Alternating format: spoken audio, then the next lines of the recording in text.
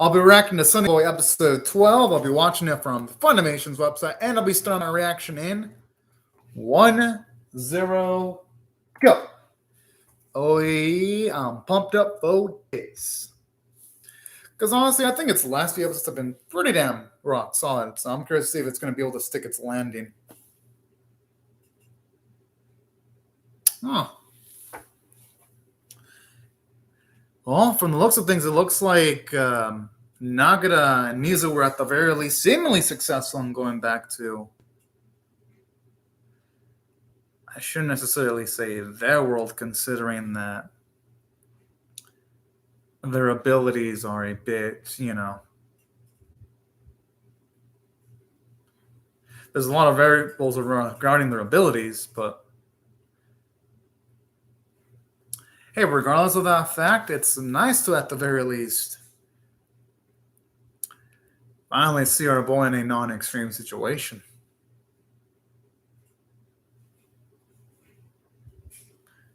Although looking at that facial expression, he does not look that happy at all. By technicalities, he isn't wrong one bit.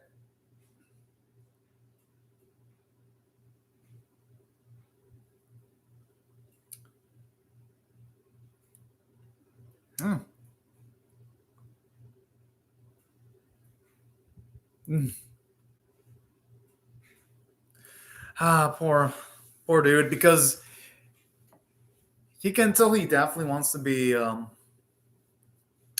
able to say the right thing, yet he can't really muster up those right words in a way that kind of feels relatable, where sometimes you try to, I wouldn't say intersplice into a conversation, but you want to make a conversation more lively, but then you sometimes fall in doing that because you can't find the right words. And that bit is kind of relatable. Now I'm just wondering how Mizio is doing, though. And speaking of which, this is not a whole large cast of characters, because there's also Asakaze. I'm wondering how he's doing after dealing with the war situation, and then there's Rahan. Oh! Wait, but that girl should be dead, though. Yeah, that girl should have died, because I remember she died because of the plague that war brought about in one of the previous episodes that was mostly flashback based.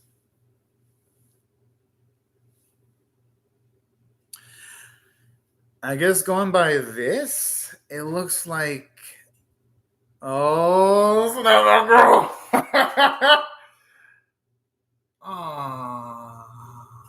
Oh. Damn! Oh, shit! Aww. Okay, going by that, yeah. It definitely looks like he didn't necessarily go back to his original world, but that definitely feels like he probably went into an alternate reality.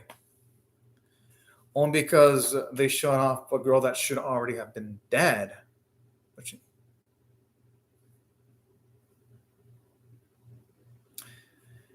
And I kind of like how they show off bits like this, because it recontextualizes why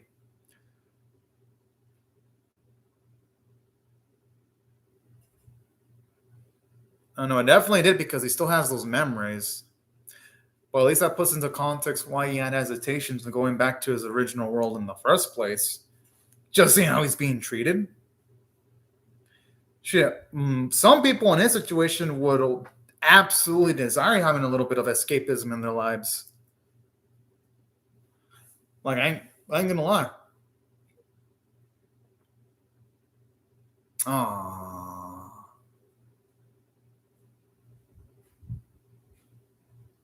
Damn! Wasn't necessary to punch him in the arm? Jeez!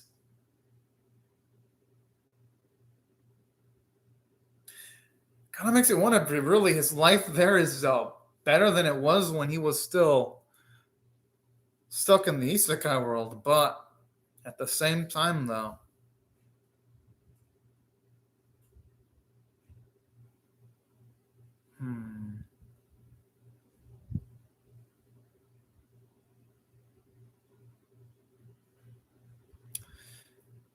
But at the same time, like, you sometimes do have to face reality, even if it isn't pleasant. You just gotta grit your teeth and take it, unfortunately. But I kind of like this now when it comes to this series, because in a lot of these anime, sometimes everything ends up peachy fine after characters come back to their own original world. I like how this series doesn't do that. It reminds me that, oh yeah, he did promise if you were to see Naozomi again, he'd become friends with her. Oh, damn it. Wait, Asakaze. Oh, fuck. Okay, yeah, I mean, he's definitely not going to be able to keep that promise to the Naozomi Inu in the Isekai world because, I mean, shit, she's already taken. But damn, that's gotta hurt. Like, it being Asakaze of all fucking people. Damn. But I mean, the world that he came from and this world are definitely different. But damn, talking about like so far a downer ending. I mean, don't get me wrong. So far, it's all Renin. But jeez.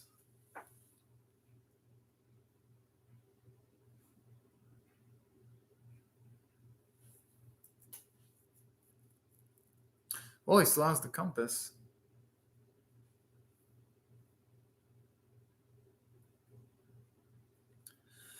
No, the thing I'm worried about is because I did mention when I was ranking episode number 11, they're probably going to give Mizuo and our boy Nagara closure, but they're probably not going to have enough time to give some of the other characters closure that they've been building towards for multiple weeks. At least that's what it seems like so far.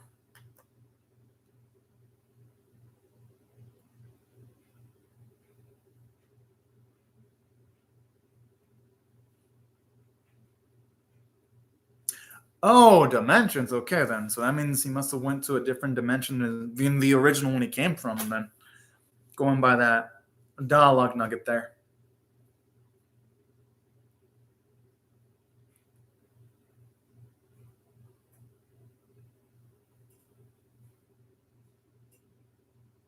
I like the smooth animation quality, like with Mizo adjusting her hair, or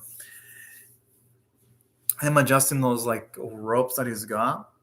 It looks pretty smooth.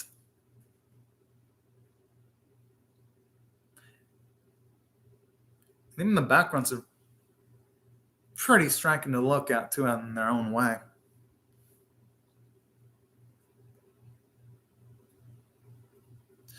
Yo, if I were there, my head would get a little bit dizzy just seeing all those colors and seeing that constantly for a large period of time.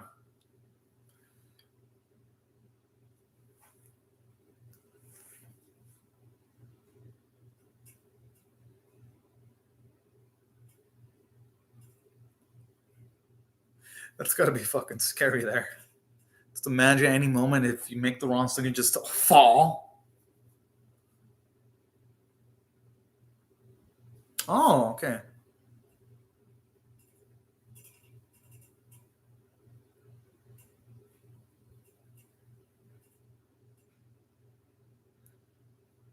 But the thing is, though, Mizu's not gonna have to do what they gotta do.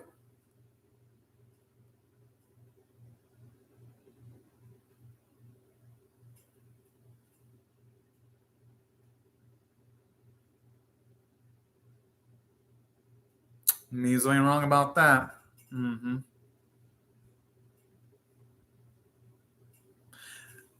I absolutely love the maturity that Nagata Mizu has shown, especially Nagata considering. Oh,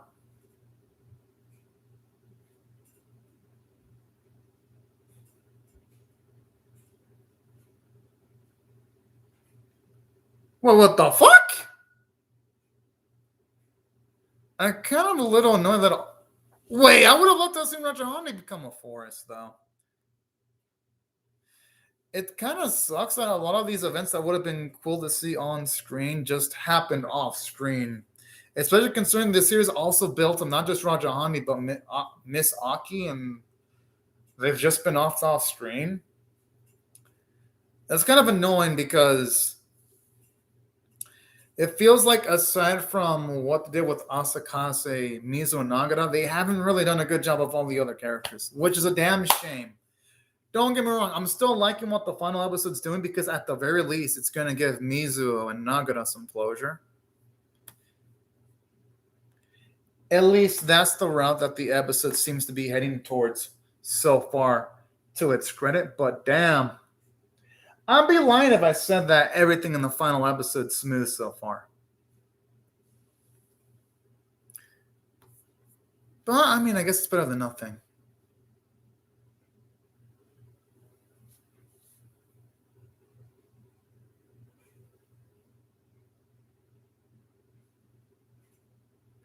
Now it kind of makes me wonder why did Mizuo have a look of scorn towards Nara, considering that here she seemed to be well in sync with him. Could also be that maybe when she went into the new dimension, she probably isn't happy with her life, and that's probably why.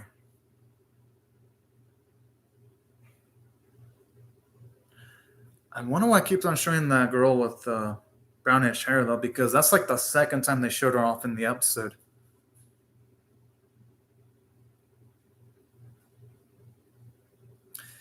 I get the animation involved in Run looks absolutely gorgeous, straight up, though.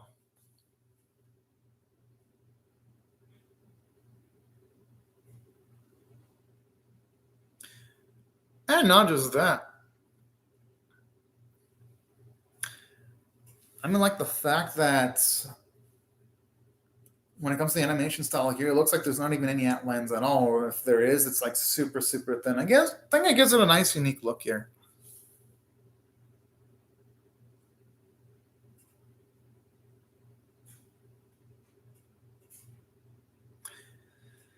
And I gotta admit, the track is damn nice. I even love the symbolism too. Since their compass isn't moving anymore, that means they must have hit the destination that they were going for too. And that's some nice visual language there in the episode.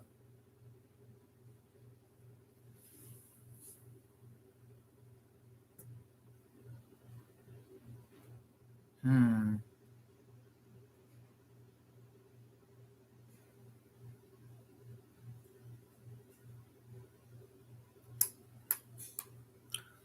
Huh.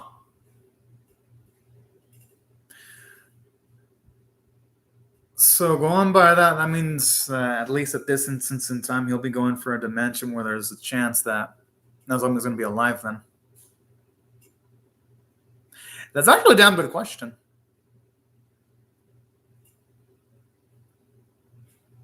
Aww. In a way, that's sweet, but then it's sad knowing that when he gets back, he doesn't look that happy anymore. But here he looks so damn optimistic, only makes what happens to him just a little bit more sadder and tragic now.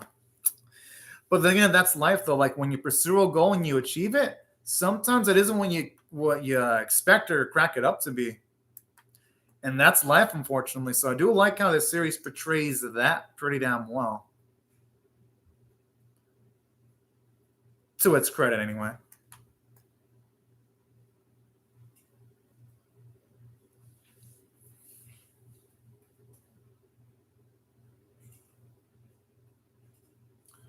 Oh, it looks like everyone's got morning outfits. Or am I just imagining shit? Yeah. I guess I wasn't imagining shit because all the clothing looks super dark. Okay, at least now that actually does give a reason as to why when Mizu.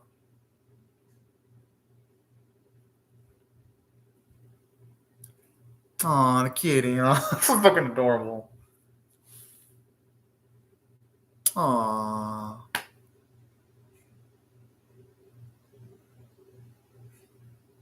I mean, at least that cat got to live a long, prosperous life, though. But hey, for a girl, it must have been well worth it.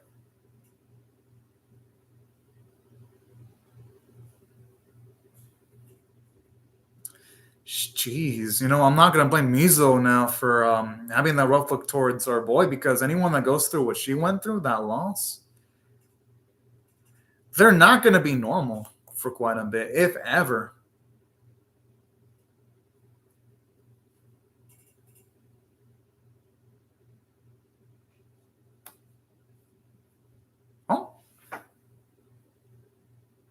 I mean, I guess they recontextualize why she acted the way she did then. So I guess I can see why them repeating this bit wouldn't just be repeating things just for the sake of repeating things.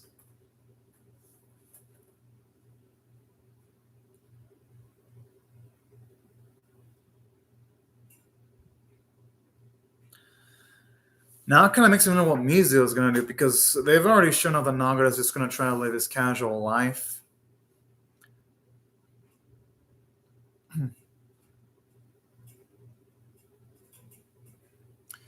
Just hope she doesn't do anything absolutely wildly batshit insane, though.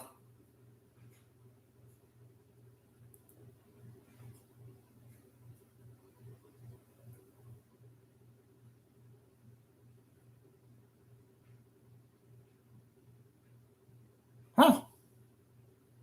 Damn. I mean, what was that for?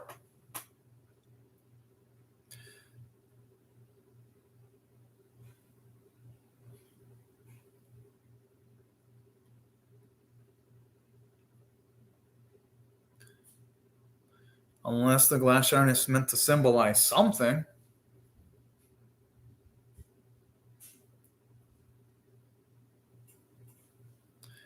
I mean, I'm going to blame him. Oh!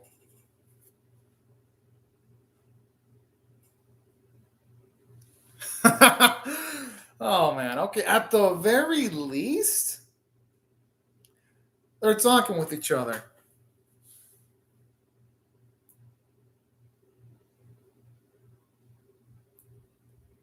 And you know, this is realistic too, because sometimes.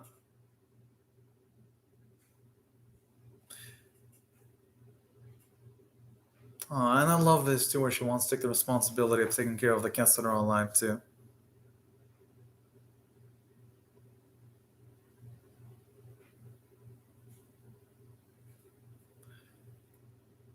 I mean, that's life. The only thing you can really change is yourself if you make an effort towards it.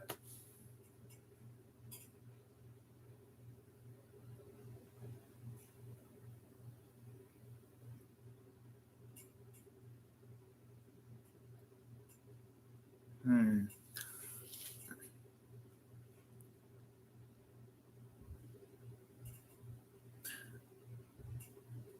Well, I'm not going to blame him for thinking he can't change the world. I mean, especially with the type of job he's working, where he's treated less than optimal.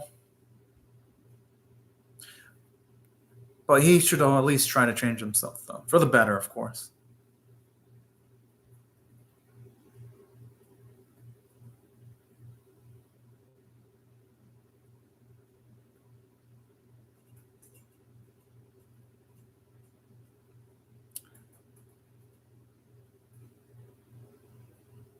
Well, he's got to realize that the Nozomi here isn't.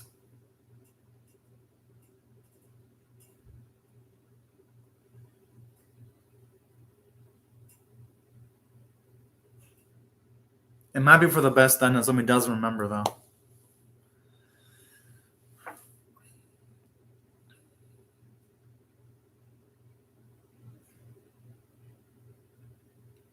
I mean, hey, at the very least, he rekindled that friendship, though, and that's a start.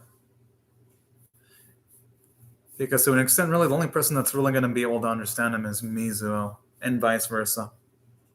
Oh, that's damn. Oh, that's damn sweet.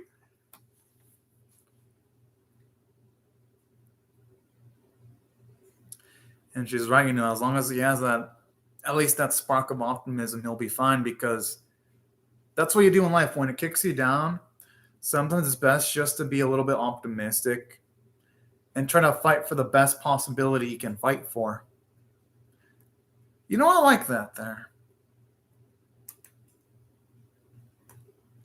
It actually also makes Mizuho a sweeter character, too.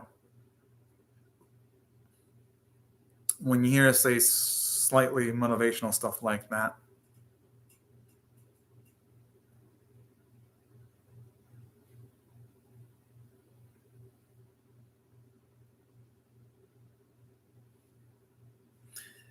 I just wonder if he's going to try to. I mean, not that I. I mean, I think it'd be best if our boy It really depends on how he persaw Naomi. If he saw Naomi as a potential love interest, then I think he should avoid her because it will just give him a lot of pain feelings, considering that she seems to be hitting it off pretty well with Asakaze. But if you only saw her as a friend, then maybe he should try starting up a conversation. At least when it comes to the situation with Nagara, anyway. Yeah, that's pretty damn gutsy. Just sleeping in the train like that. Part of me would be fucking scared because, at least in certain areas in the U.S. that I live in, sleeping like that is an invitation to get your shit jacked. But I see characters sleeping a lot in anime. But I guess it's because people aren't as brave. Oh, whoa.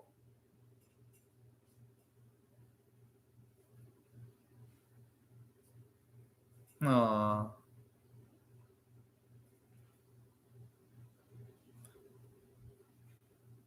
Well, it's actually really damn cute there.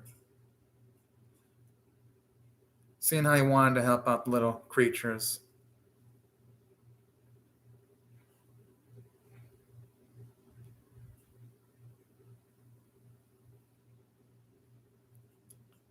Oh!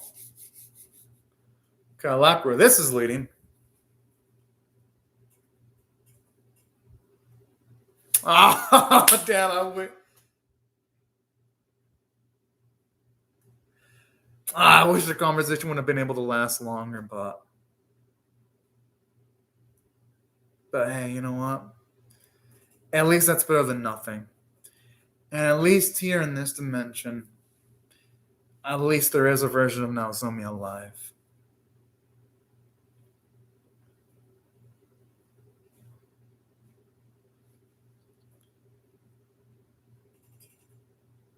Oh, that's really sweet. Because even though yes, he wasn't able to keep that promise of becoming friends, at least you can see our boy happy and seeing that Naomi is still alive. There's something really beautiful about that. All right, well, overall, I'd say as far as series finales go,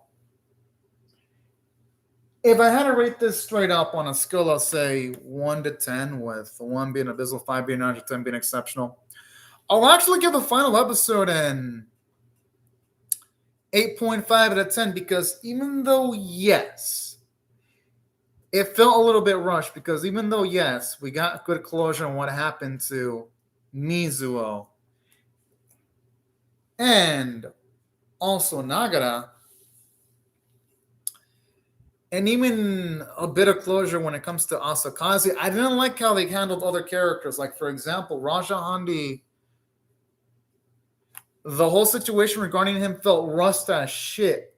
I would have loved, and I mean absolutely adored, seeing him become some kind of force. I would have loved to see that on screen. Not just be like, oh yeah, we'll just exposition dump what happened instead of actually showing what happened. It just reeks of absolute laziness there. And that wasn't the only bit that irked me about this episode. Because overall, I love this episode a lot. But there are certain things that keep me from giving the episode an 8.5. That keep it from being a 10 out of 10. Why I have to limit my rating to an 8.5 out of 10. Another thing I know that irked me about this specific episode too is the fact that they built up Miss Aki for how many episodes, and then she just gets off screen. Kind of feels anticlimactic as hell, and annoying too, because it's like you give this much build up to a character just for this character to completely fuck off. It's kind of annoying too, considering that Miss Aki is the one that was manipulating Asakaze for how many episodes? And speaking of which, this doesn't even go to further show off how they also kind of messed up when it came to Asakaze too, because I would have loved to have seen him actually be able to. I would have loved to have seen the moment where he was separated from Miss Aki and see how he reacted to that situation, considering that he was at least emotionally intertwined with Miss Aki, and to just hear that that character was gone completely like that, disappointing and anticlimactic. And speaking of which, the series also built up Hoshi in the first episode. The guy with like the star on his face. What the hell happened to him? I guess at the end of the day, that character was also completely irrelevant. Like, this series had a knack of introducing all these interesting characters, and again, doing fuck all with any of them, except for, of course, Nagara and Mizu. Those are the only two characters that I can say were great characters from start to finish. And Mizu, too. At least the Mizu that was in the Isekai world, at the very least. Those are the only characters that I can say were well handled, that I care about them from start to finish. And that's why I felt this episode was rushed, because even though, yes, I love how they closed off. And now that I talked about the story, what I felt about the story standpoint, because even though, yes, I felt it was rushed, I still like what they did with both our boy and girl. Here's what I thought it did semi-positively from a story standpoint. I do like the fact that our boy Nagara admits straight up that, yeah, work is hard, but it's manageable. I like this because at the very least, you see here, even though he knows life is challenging, he's still going to work at it. And I thought Mizuo's reaction to being a little bit abrasive towards Nagara was realistic, considering that she lost one of her adored cats. Yeah, anyone in her spot would be a little bit moody, especially considering the fact that you got to consider, in the world where they came from, all of her three cats were still alive. In this world, one of them straight up died.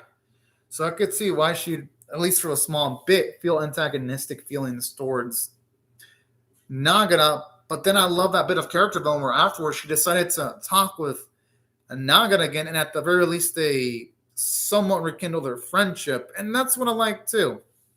It at least gives closure at that end where Nagara and Mizu are still friends. And I love how Mizu contemplated taking in the cats and getting a job. So that was pretty cool too. And I love how Nagara doesn't take the escapist approach, and he wants to live off life with having a job also. So that's what I liked about this episode. Just the characters and moving on and living with the reality and the hand that life dealt them. That's why I found the episode to be pretty darn interesting, if you ask me. And that's why I thought overall this episode had positives that outweighed the negatives. And aside from giving us closure because Mizu and Nagara are back into the regular world and we now have a new established status quo, I do like the fact that even though, yes, it's realistic that Nagara couldn't keep his promise with Naozomi, I do like how we saw him smile just to see that Naozomi is still that selfish girl that likes helping other things out, and that she's at the very least still healthy and alive. So even though, yes, it ain't exactly the girl that he knew, I like how we saw him happy for Naozomi at the very least. And I love, again, that bit of maturity from Nagara straight up. I think it made him at the very least engaging protag. And aside from the script being good, aside from being rushed to shit, I gotta say, the voice acting in the episode was incredible, and Studio Madhouse went all in with the animation quality. Now, in saying that, if I had to rate the episode on a scale of 1 to 10, 1 being abysmal, 5 being average, and 10 being exceptional, I'll give it straight up a 7 out of 10 for above average. Reason why I can't rate it above a 7 out of 10 is for the reasons already mentioned. It was rushed. You had all these characters like Miss Aki, Hoshi, be shortchanged and just off screen. And then you got characters like Asakazu, where I would have loved to have seen his reaction to losing Miss Aki, but we didn't see that because, again, that happened off screen. I would have loved to have seen Asakazu be forced in the situation where he's got to stand on his own 2 feet and not cling on to someone for emotional support. Unfortunately, he was shortchanged too. But, and then Raja Handi. I thought he was one of the most hilarious characters, and to hear that he became a forest off screen was, well, yes, it was interesting. I would have actually loved to have seen it because he was one of the more dynamic characters in the series line. Don't get me wrong. I love that bit where we see Mizuho smile when it comes to Raja Handi becoming a forest limb with the animals. Like, I thought that was a cute moment, but I would have loved to have seen Raja Handi become a forest himself, because he was one of the deeper characters in the series, and they just treated him like he was nothing. And that's a damn shame, because the series had a lot of characters, but it didn't really know what to do with them all.